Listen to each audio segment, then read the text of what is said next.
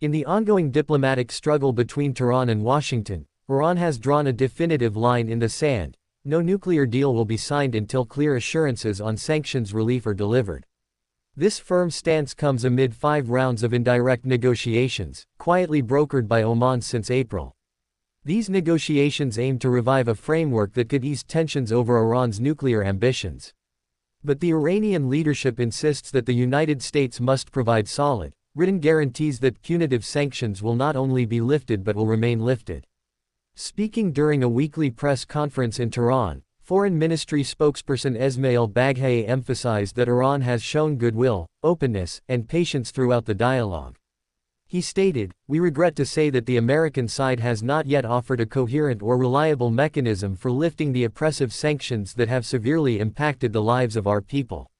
His remarks echo long-standing frustrations in Tehran, where officials view past agreements, most notably the 2015 Joint Comprehensive Plan of Action (JCPOA), as cautionary tales of Western duplicity.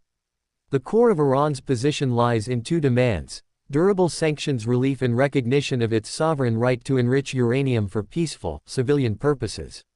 According to Iranian officials, the failure of the United States to commit to these terms has bred mistrust and skepticism, making it impossible for Iran to proceed with any agreement that might be undone by a change in political leadership in Washington. Indeed, Iran has not forgotten the Trump administration's unilateral withdrawal from the JCPOA in 2018, which came despite Iran's full compliance as confirmed by international monitors. That decision not only torpedoed years of diplomacy but also plunged the Iranian economy into renewed crisis under a harsh regime of economic sanctions. The Biden administration's insistence on returning to negotiations without first addressing that broken trust has been a sticking point from the very start. For Tehran, the issue of sanctions is not just a matter of economic relief, it is a test of political will and international credibility. "We are not seeking a temporary arrangement that can be torn apart with the stroke of a pen," Baghaei said. "What we demand is a lasting, verifiable mechanism that ensures our people will not once again be made the victims of international hypocrisy." While the United States has repeatedly stressed that its main priority is to ensure Iran does not acquire a nuclear weapon, Iranian leaders maintain that their nuclear program is for peaceful energy production, scientific research, and medical purposes. The distinction is crucial. Iran insists on its right, under the Non-Proliferation Treaty (NPT), to enrich uranium.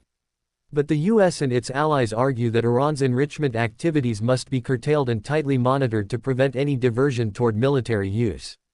This impasse has made progress painfully slow. Although Oman has played an active mediating role and both sides have shown interest in a resolution, the trust deficit remains deep. Iranian officials argue that without legally binding commitments, any new deal would be as fragile and short-lived as the last one. "It is not just about words spoken across a table," Baghaei remarked. "We need deeds. We need legal frameworks. We need transparency." In recent weeks, Iranian authorities have also expressed concern over Washington's habit of announcing new sanctions in the middle of ongoing talks.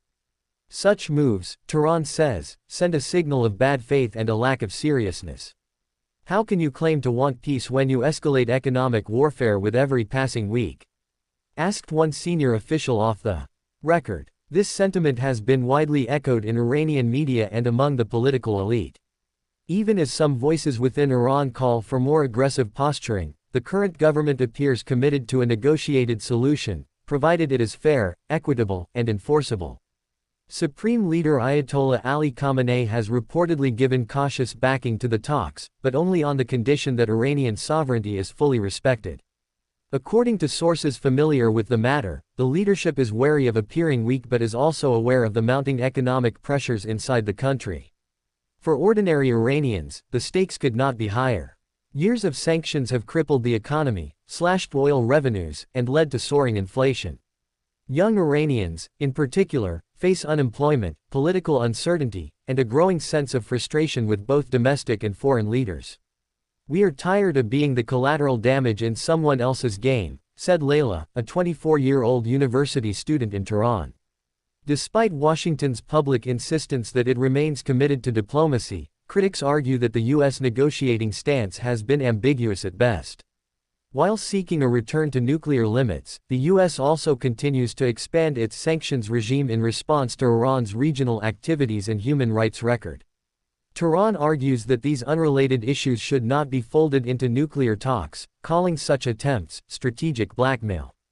Tensions between the two nations are not new. Decades of hostility, covert operations, and mutual accusations have poisoned the well of dialogue. Yet both sides recognize that a total breakdown in talks could lead to dangerous escalation. Already, the region is fraught with volatility, from conflicts in Syria and Gaza to the broader rivalry between Iran and U.S.-allied Gulf states. Baghaei reiterated Iran's position: "We are willing to engage. We are not the ones walking away from the table. But there will be no deal until it is made clear, unambiguously, how sanctions will end and how those assurances will be upheld regardless of changes in American political leadership." He also pointed out that Iran has submitted multiple frameworks and proposals during the negotiation rounds, but has received vague, non-committal responses from the U.S. side. What Iran demands is predictability. A roadmap with milestones, mechanisms for verification, legal recourse in case of violation. All of which, they argue, are essential if any future agreement is to hold. Meanwhile, Iran's nuclear activities continue to advance. International Atomic Energy Agency (IAEA) inspectors still operate within Iran, but the nation has limited their access in response to what it calls politically motivated resolutions. Enrichment has reached levels that alarm many in the West, though Iran insists that it remains far below weapons-grade thresholds. The longer negotiations drag on, the more complex the situation becomes. Hardliners in both countries are gaining ground, and the political cost of compromise continues to rise. In Iran, every delay reinforces the narrative that the West cannot be trusted. In the U.S., any concessions are painted as weakness or appeasement.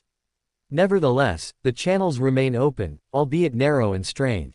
Oman, along with other regional players like Qatar, continues to push for a breakthrough. European nations, though increasingly sidelined, have expressed hope that both sides can bridge the gap. For now, the message from Tehran is clear: Iran will not accept another deal built on uncertainty. It wants what any nation would want: a fair bargain, real relief for its citizens, and the right to pursue peaceful nuclear technology under international law. Without these guarantees, the diplomatic stalemate will only deepen. And as time runs out, the world watches, hoping that diplomacy prevails over confrontation, clarity over confusion, and justice over political convenience.